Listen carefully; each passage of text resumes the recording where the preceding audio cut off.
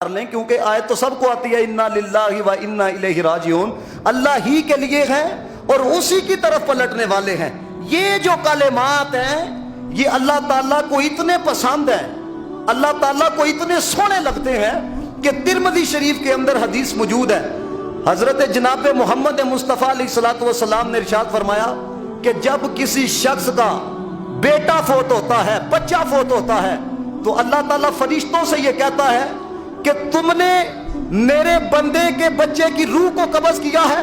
تو فرشتے عرض کرتے ہیں ہاں مولا ہم نے قبض کیا ہے۔ تو اللہ تعالیٰ فرماتا ہے تم نے میرے بندے کے دل کا پھل لیا ہے؟ دیکھو نا پتر، دل کا پھل ہی ہوتا ہے، دل کا ٹکڑا ہی ہوتا ہے۔ تو فرشتے عرض یہ کرتے ہیں ہاں مولا ہم نے لیا ہے۔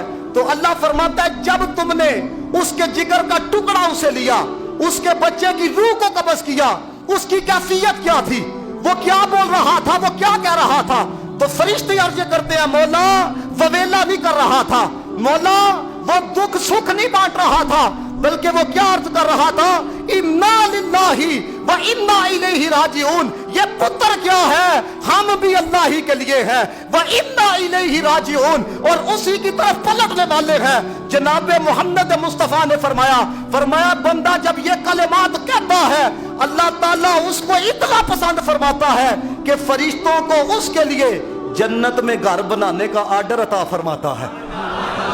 اللہ فرماتا ہے اے دیاستے جنت دے اندر مکان بناؤ۔ اے گل اگر کوئی مولوی آختا تو شک ہو سکتا سی، یہ اس زبان سے بات نکلی ہے کہ جو وہی کہتے ہیں جو وہی ہوتی ہے۔ فرمایا اللہ فرماتا ہے، فرمایا اس کے لیے مکان تیار کروایا جائے۔ ایک یہ ہے کہ جب بھی کوئی تکلیف آ جائے وویلا نہ کیا جائے، جب بھی کوئی تکلیف آ جائے رونا ٹپنا نہ کیا جائے، بلکہ کیا کہا جائے، سارے بولو انا للہ و انا الیہ راجعون۔ اب دیکھیں کسی کو اللہ تعالیٰ خوف کے ساتھ آزماتا ہے، کسی کو اللہ تعالیٰ بھوک کے ساتھ آزماتا ہے، کسی کو اللہ تعالیٰ جانوں کی کمی کے ساتھ آزماتا ہے، کسی تو اللہ تعالیٰ مال کی کمی کے ساتھ آزماتا ہے، کسی کو پھلوں کی کمی کے ساتھ آزماتا ہے۔ اب یہ چیزیں ہیں۔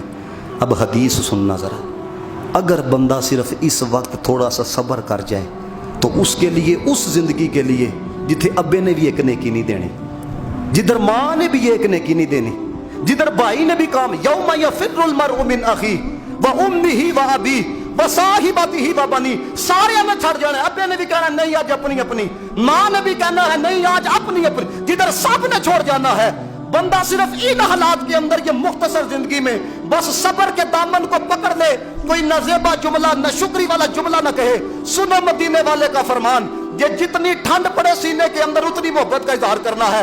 دیکھو صبر دیتا کیا ہے، نبی پاک علیہ الصلوۃ والسلام نے فرمایا، اللہ فرماتا ہے کہ جب میں اپنے بندے کو مال سے آزماتا ہوں، جب میں اپنے بندے کو جان کی کمی کے ساتھ آزماتا ہوں یا اس کی اولاد کے ساتھ آزماتا ہوں، تو جب میرا بندہ اس پر صبر کرتا ہے، اللہ فرماتا ہے کل قیامت والے دن مجھے شرم آئے گی کہ میں اس کے عملوں کو کھولوں۔ مطلب کیا ہے، عمل بھی نہیں کھولاں گا، بغیر حساب دے جنت عطا فرما دیاں گا۔ اللہ فرماتا ہے مجھے حیا